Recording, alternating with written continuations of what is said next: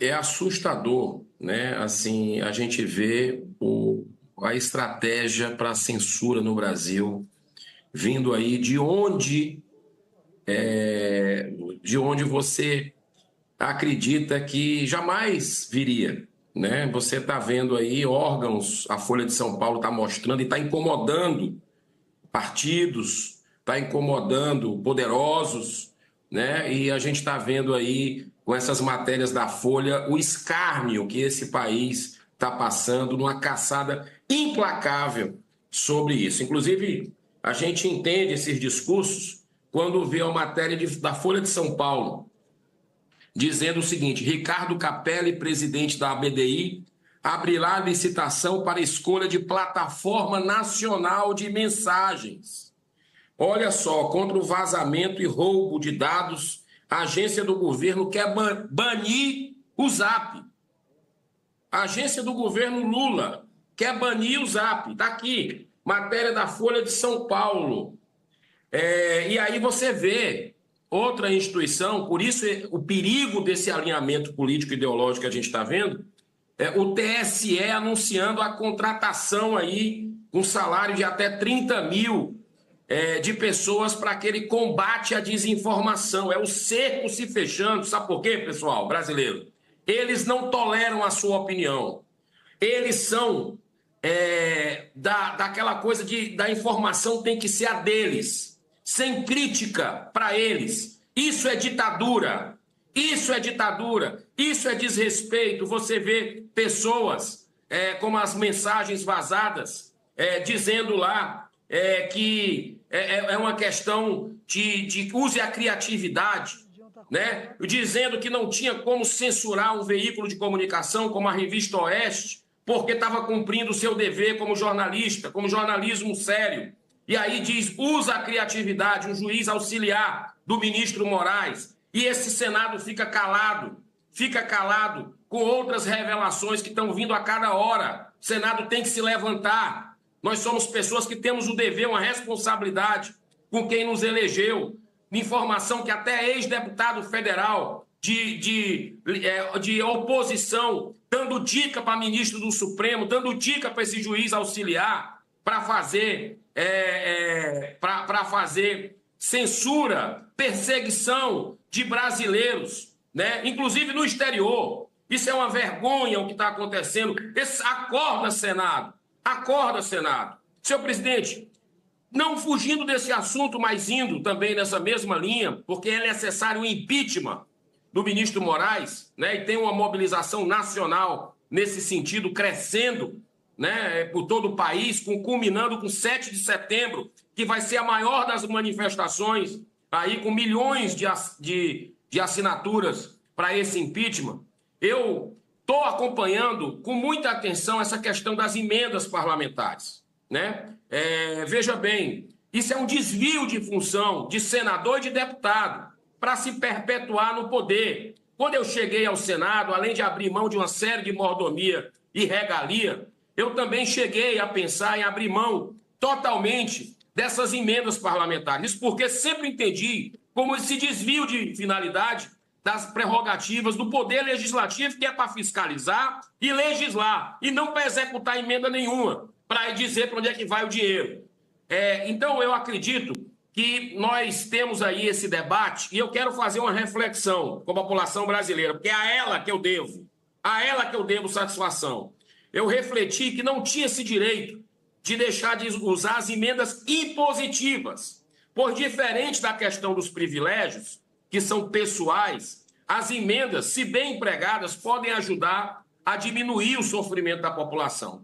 Então, eu passei a usar exclusivamente essas emendas constitucionais, nunca usei um centavo de orçamento secreto, muito pelo contrário, denuncio isso, né? E essas emendas individuais com a finalidade definida, com total transparência, e quem entrar no meu site, www.eduardogirão.com.br, vai ver que foram para todos os municípios, para ONGs, para trabalhos sérios, que ajudam crianças, idosos, né? Que somos o parlamentar que mais investiu no terceiro setor desde o início do mandato. Então, eu passei a utilizar exclusivamente essas emendas né, dando o nível máximo de transparência, e articulei de forma inédita uma parceria com o Ministério Público Estadual aqui do Ceará e federal para aumentar a fiscalização de cada centavo. Agora, veja bem, presidente, com isso eu passei a adotar um critério rigoroso na definição das prioridades que permitiram que todos os 184 municípios pudessem ser contemplados com um projeto de grande alcance, com destaque para a área da saúde pública. Dessa forma, foi possível atender a população, independente de qualquer interesse político eleitoral, porque o dinheiro é da população, não é do senador. O dinheiro é da população e é o direito dela saber para onde é que foi. Mas nos últimos anos houve um aumento degenerado na alocação de emendas que passaram a movimentar bilhões de reais em emendas de relator, que ficaram conhecidas como famigerado orçamento secreto. Devido ao grande desgaste junto à opinião pública, parlamentares de vários partidos se uniram ao chamado Centrão para acabar com o indecente orçamento secreto. Mas, em seu lugar, ficaram instituídas as emendas de comissão, porque têm os mesmos objetivos e zero de transparência.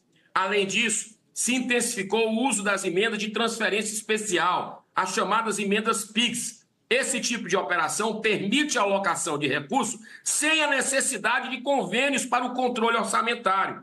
Portanto, sem transparência. E o mais grave, não exige a indicação precisa de programas, projetos ou atividades, tornando praticamente impossível a fiscalização por parte do TCU. Então, senhor presidente, à primeira vista, a decisão do ministro Flávio Dino, confirmada pelo Pleno do Supremo, suspendendo a execução das emendas, deveria ser aplaudida por todos os brasileiros, porque, a princípio, o objetivo seria estabelecer padrões rigorosos de transparência e transferência desses recursos. Mas eu confesso, e quero ficar alerta, tenho dúvida sobre a real intenção dessa medida, que corretamente restringe o poder do Congresso Nacional nessa questão orçamentária. Sabe por quê? Porque nós vivemos no Brasil um momento muito crítico e há um alinhamento político e ideológico nunca visto antes entre o governo federal, o Poder Executivo, e o STF, Poder Judiciário. Dessa forma, ao invés de avançar na diminuição dos valores destinados às emendas e também garantir o nível máximo de transparência, o que pode acontecer, eu não duvido, é o aumento de poder de barganha do governo. Talvez esse seja o jogo combinado, autorizando o pagamento apenas de emendas dos amigos do rei. Ou seja, a situação pode piorar com mais poder de cooptação política do Executivo para submeter parlamentares nas votações que prejudicam a população brasileira.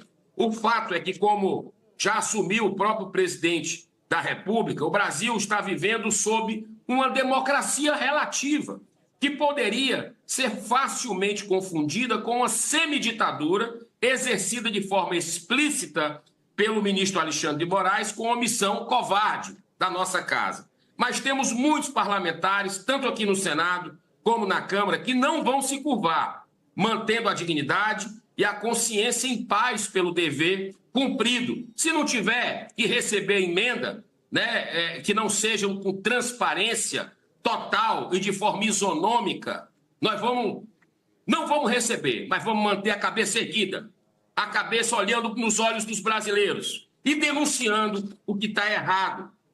Então, no próximo dia 7 de setembro, homens e mulheres de bem estarão novamente nas ruas para reivindicar por justiça e pelo restabelecimento da democracia brasileira totalmente agredida. A verdade é essa, agredida, porque o brasileiro não tem mais. 61% está com medo de se posicionar nas redes sociais por causa de retaliação dos poderosos. Nós estamos com o senador da República, Marcos Duval, com a canetada. Tiraram as redes sociais dele. Que país do mundo tem um senador sem rede social? Que país do mundo tem um senador que recebeu uma canetada aí de 50 milhões de reais de bloqueio de um único ministro que se acha o dono desse país e que toma decisões dessa forma. Isso não é correto com quem quer que seja. Então, nós precisamos ver que temos 2.000 presos políticos no Brasil. Teve brasileiro que morreu na prisão. Isso não é correto. Isso não é democracia. O que a gente está vivendo, cadê os homens de bem? Cadê jornalistas de bem? Cadê parlamentares de bem? Cadê a população, empreendedores, para de forma ordeira, pacífica, respeitosa, se manifestarem sob esses arbítrios que estão envergonhando o Senado, envergonhando o Poder Legislativo, porque só ele tem condição de investigar e afastar ministros do Supremo. Já deu. O mundo está vendo o que está acontecendo. O X saiu porque as decisões são ilegais. Não existe censura, o Brasil é um país livre. Está lá artigo 220. Nós temos cláusulas pétreas nesse sentido. Não é na canetada que se vai restringir perfil de quem quer que seja. Então, nós temos que voltar a ter democracia no Brasil e reequilíbrio entre os poderes da República. Por isso precisamos, mais do que nunca, desse pedido de impeachment, porque o sentimento é geral, senador Everton, o sentimento que a gente vê nas ruas. Eu sou candidato aqui em Fortaleza a prefeito e estou vendo nas ruas isso, as pessoas parando o carro, conversando, e gente de esquerda também, que chega para mim e diz, eu voto no presidente Lula, mas o que está acontecendo eu não concordo, porque eu sei que essa metralhadora vai voltar para todo mundo. Não é correto isso. Que as pessoas de bem se indignem, se manifestem para que a gente possa ter o Brasil de volta. Muito obrigado, senhor presidente. Obrigado.